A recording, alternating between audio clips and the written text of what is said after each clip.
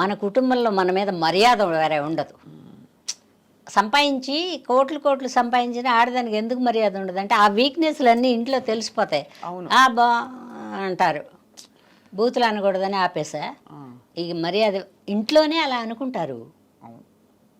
అలాంటప్పుడు బయట ఎవరిస్తారు మర్యాద? మర్యాద ఎదురు చూడకూడదు. మనం మన మనసు నచ్చినట్టు మనం నిజాయితీగా పనిచేసామా, నిజాయితీగా రూపాయి తెచ్చుకున్నామా, హ్యాపీగా నిద్రపోవచ్చు. మీరు ఎవరైనా ప్రేమించారమ్మా? ఇప్పుడు కూడా ప్రేమిస్తా. అలా మానవ విశ్వ ప్రేమ అలాంటిది కాదు నేను అడిగి. ప్రేమించడానికి కుదరలేదు అమ్మాయి.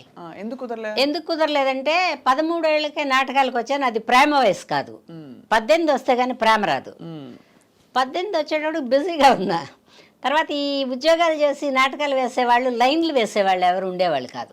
అప్పట్లో కుటుంబాలు, ఒక కుటుంబ స్త్రీని చేసుకోవాలి, అక్కడెక్కడో మేనవాళ్ళు ఉందా, అక్కడెక్కడో మా అమ్మాళ్ళ వాటిల్లో ఉంటాయి.